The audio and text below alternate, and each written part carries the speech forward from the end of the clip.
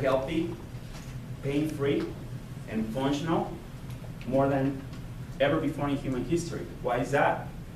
So my job is teaching you how to get to that 10%. So your job is applying what I'm going to teach you today. And with that being said, let me ask you a couple questions. How many of you know what core is? Have you ever heard about the word core? What do you think core is? So let's just start with you, Karen. Okay, Karen. Your central muscle system Right. kind of keeps all of the rest of your structure. Good answer. Good answer. Anyone else? I guess it would be things surrounding the spine or That's supporting it. part of it. Yep, yep. So let me let me tell you this. Core is basically a series of muscles that extend far beyond your upper abdomen. Okay, it's everything that involves movement. It's not just your abdomen. A lot of people tend to believe that core is just your rectus abdominis and obliques and all that. Let me tell you a great story. Once upon a time, I had these three guys from Monmouth University. They were great athletes. One was a running back, the other one was a wide receiver, and I think the other one was a cornerback. One came to me with a hip fracture, the other one had a shoulder injury, couldn't move his shoulder, and the other one had severe low back pain. So I saw these three kids. They were Division I football players, ripped. You see every muscle in their abdomen. Yet they have a lot of problems when it came to movement. They couldn't move effectively. So why is that? Their core was weak. And why? Because the core is not just your abdomen. You could have a wonderful abdomen and still have a lot of problems with upper back, lower back, hip problems, knee problems, and so forth. So that's basically what the core is. So it's basically everything in your body. It's everything that involves movement. So now, let me tell you about your central nervous system. We have three types of central nervous system, okay? And most of the injuries that we have is because of nerve damage. Deafferentation, denervation, spinal subluxation, bulging discs, everything is because of nerve damage. So how to avoid nerve damage if you have any injuries, if you want to prevent injuries? So we're gonna find out how. But most of those problems is because of that, nerve damage. So there's three types of central nervous system: autonomic, central, and peripheral. And they all involve movement. So the autonomic central nervous system is basically made up of soft muscle and glands. Central nervous system, brain. Peripheral, cranial nerves, and nerves on the spinal cord. About 12 cranial nerves and 31 nerves in your spinal cord. That originates movement. And that goes through something called proprioceptors, which is muscle stimulants, okay? And those are basically located in your joints. They promote movement from the brain to the joints, from the joints to the brain. It's called afferent, going from the joints to the brain, efferent from the brain to the joints. So it's a constant interaction, back and forth, back and forth. So everything has to function optimally for you to achieve human homeostasis or physical homeostasis. So now, let's talk about what kind of proprioceptors your body uses and has in order for you to move optimally. So there are several: thermoreceptors, mechanoreceptors, nociceptors, and those things relate to feeling of touch, hearing, balance, stability, movement. So those things are basically involved in human movement. Now, let's see. We try to get your body basically moving properly. So the core has a lot to do with that, because if everything is working together properly, your body's going to be able to move more effectively. Now, to stimulate your joints properly, you need several things. And there's basically three parts of your body that they need stimulation, and that's basically what I call the algorithm of your whole body, of your entire musculoskeletal system. And the first one is the foot. The foot is one of the most important parts of your core, because it basically shoots out a lot of information to your core, to your body. If your foot is weak, your whole body is going to be weak, and people don't pay attention to it. The very first thing that I hear when I have people here that go over their goals and want to get stronger and all that, oh, my stomach, I have a little thing here, oh, my shoulder, I have a pain on my shoulder, my neck, my lower back, my knee, I don't like my lock handles, I don't, all that stuff. So what about your feet? Certain problems with your feet? Oh, no, I have my implants, that's fine, no problem, fine. No, your feet is very important. You have to strengthen your feet. Okay, it's one of the most important things that you have to pay attention to. Okay, so things that we could do to strengthen our feet. I want to start basically with a couple of demos so you guys can see and understand why it's so important to have strong feet. So we have a lot of, I'm going to just do a couple of demos here. A lot of people tend to walk like this. I'm sure that you've seen this, okay? With your feet inwardly, okay? Like internally rotate. You see that a lot, okay?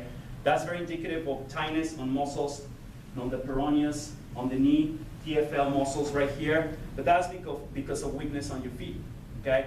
Try to see how you walk and you realize that. A lot of people tend to walk like this. You see that? Or like this, okay? A lot of people tend to walk like this. Okay, so a lot of the nerves on the foot are gonna basically help you to strengthen your whole body. A lot of the bones, the tarsals and metatarsals, are gonna help you to get your whole body stronger. If your feet's strong, your whole body's gonna basically respond to it. So one of the things that I always tell people to do in order to strengthen their feet is work on balance first. Sit on a ball like this, okay, and literally start moving your feet up and down like this, okay? Basic movements like this, okay? The ankle position on your foot is very important too for postural sway. So what I'm gonna do now, I'm gonna strengthen my ankle, lifting on my feet, I'm going like this, okay? You can work on the ball doing this, or you can do it on a bench. Then inwardly, here, okay? So, then I'm gonna open and close my toes, going like this. Okay, it's hard. It's not gonna be like your fingers here. The toes are they're basically numbed because we don't pay attention to it. You're gonna realize that. So we're gonna go right here, and then I'm gonna crunch here, about a minute. Okay. Then I'm gonna tiptoe for a minute. Okay. And then I'm gonna go here for another minute. Okay? So those basic things are going to help you to strengthen your feet and to strengthen your body as a result. That's so important that you do that because it's such a huge part of your core. Second thing is your sacroiliac joint. How many of you know what the SI joint is? No? So know what joins your spine to your hip? Yes. That's the glue between spine and hip. So important. A lot of people neglect that too. So what I want you to understand is that that's basically what keeps everything together.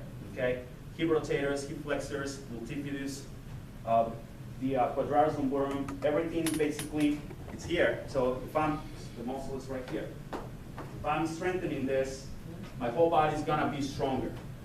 So one of the things that I want everybody to do is try to balance yourself. Work on balance, strengthening your core on a device like this. 55, 65 centimeter ball, perfect for that. I'm gonna sit down here and I'm gonna just stay straight, working on my posture and burning calories. Move around a little bit, okay? Hold the ball up and down, okay? And circle, circle, okay? Working on balance. Now, this is a very good, stable device to work on your SI joint. I like it a lot. Last year, I designed a machine that I patented and it's been working phenomenally for my clients. Why? Because it forces your body to stay in a balance mode. So you constantly firing up muscles and nerves that respond to balance, and most importantly, it strengthens your SI joint. Can I have that machine, please, real quick? So I have it right here. Can you move it? Yes. So I just want to make sure that. I don't know. You will. Yeah, no, it's okay. It's not. It's just a shit ton of this. Now, this is a great four-wheeler that does a lot for you. So I was looking at the stability ball workouts for a long time. I mean, I've been doing this for almost 2 decades. I'm not that old, so it's been a long time. So what I did was I tried to get this machine to work in a way where I'm strengthening my SI joint constantly. Okay, I'm working on my balance, I'm working on my core, I'm strengthening my core, and working on a lot of muscle imbalance paradigms on my clients, because every time that you're using this machine, it's got 2 compartments. I'm gonna use the second compartment just for the sake of this conversation. I'm working on my posture, I'm stabilizing my SI joint, okay, and I'm working on burning calories. Look, here, here. Putting my foot here, and you have to keep the device stable. The four-wheelers have to work simultaneously. Look, here, here. So I'm strengthening my whole body. You could do different exercises. You could add things to it. Okay, it's a lot.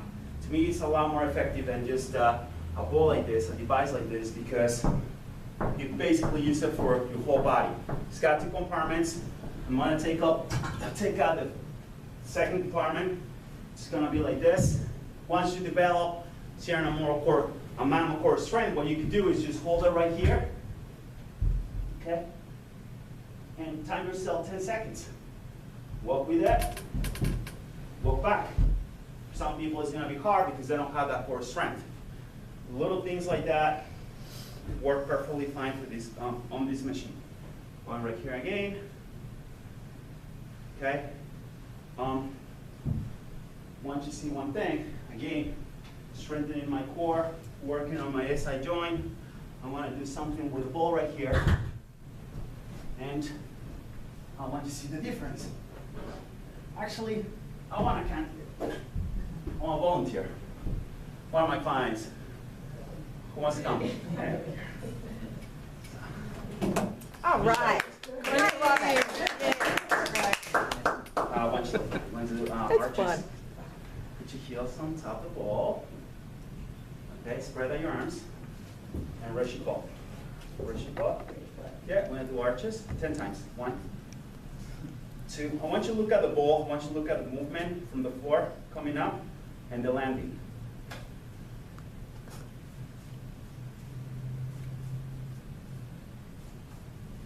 Okay, now, I want you to put your feet right here, right where you are.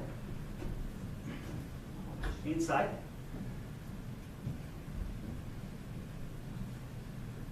Lay down in place, spread out your arms. And I'll just try to do the same thing. She was not prepared to Okay? work out today. You see? It's a big difference because the wheels are going to force your body to recruit more muscle nerve and more fibers. So you're working on everything, okay?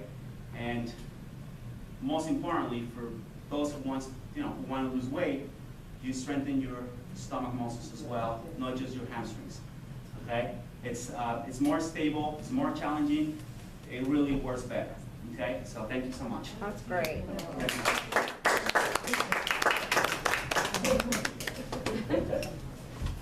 So we have that, and the last thing that it's important in order to strengthen your core, it's your cervical spine. Who knows what the cervical spine is? Great. Tell us. It's L1, it's C1 to C5. C1 to C5, yes. From your neck down, Yes. the first 5 vertebrae. Right. So there's 3 very important discs in your body, okay? Lumbar, cervical, and the middle one, which it's cervical, lumbar, and thoracic. So weakness on your lumbar spine is going to cause some lordosis. Okay, weakness in your cervical spine is something that's going to cause stenosis. and the middle one is gonna cause something called kyphosis. So basically, they're postural deviations. So we're gonna try to strengthen our whole spinal cord vertebrae by vertebrae. But I learned that the cervical spine is so important because it basically manages the way your neck is positioned. And if your neck is not straight, if your neck is tilted, the afferent information from your joints to the brain, it's not gonna be delivered. And therefore the movement is not gonna be the same. So strengthening your neck, strengthening your upper back is very important. And it's one of the most critical parts of your core. Because once you strengthen your whole upper back, your body's gonna stay in balance. So what we do to strengthen our upper back? Well, there is a lot of things that you can do, but I'm gonna start talking about your neck. How many of you train your neck? You train your neck? You train your neck? Yeah, the neck is it's as important as the feet, and a lot of times when I have clients, they'll never talk about the neck. They always talk about different parts of the body but the neck. So the neck is so important, so we have to learn how to strengthen the neck. And one of the things that I do to work on the neck is, again, using this device, balance, up and down, nose, circles. I don't want to neglect any part of my body. I want to make sure that I get physical and biomechanical homeostasis. So I want to make sure that every part of my body gets involved. I'm going here. My TMJ muscles right here. Nobody works these muscles. Nobody exercises muscles. So important too. You know, it's so important because, again, it helps in the strengthening. It helps in the in promoting strength to your neck and also getting the right information to your body. Now, hopefully everybody sees this. Putting my neck on the ball. I'm holding it here. Very simple move. Hold it for about 20 seconds. Yeses. See that? And I'm strengthening my neck. It's very important to work on those points. So we have 3 nervous systems in our bodies: autonomic, peripheral, central. Okay? 3 most important parts of the body for core strengthening is the feet, SI joint, and the cervical spine. Those three things are very important. Now, let's talk about food. Let's talk about food. How many of you think that food is important to get pain to get rid of pain of your body? It's the most important part. Okay? If you keep putting toxins and uric acid accumulation in your joints, it's gonna get worse. So food is very important. Your joints normally get inflamed, and when they inflame, you know, all hell breaks loose. So you have to get the right amount of the combinations of foods that your body needs to get to function optimally. And one thing that you have to know is that a lot of the stuff that we have is just garbage. Such as, let's repeat together these words. Give me a G. G. Give me an M. M. Give me an O. So what's that? GMO. GMO. Who could tell me what GMO is? Again, that's just gotta be. We're going to the next seminar. I'm just kidding. What's that? Genetically modified Organisms. Yes. So we gotta get rid of them. Yes, they're They're terrible. They have all kinds of people have all kinds of problems with that. They're everywhere. So you have to stay GMO free. Okay. And one of the things that I suggest is go organic. It's the first thing I would suggest. Go organic. Try to remove every single heavy metals and toxins of your body by eating healthier. What foods are good? Well, we have different kinds of foods that will help you to accomplish that goal. I'm going to start with the foods that probably cause the less inflammation and help you to remove uric acid and toxins in your joints and overall bones and muscles. Let's start with gluten. Stay gluten-free. My first thing is stay gluten-free. Who knows what glyphosate is? Glyphosate? Isn't that the spray that they spray? Yes, and it's everywhere. Okay, I see that. Spray on the food. And Monsanto's they spray company. down the food.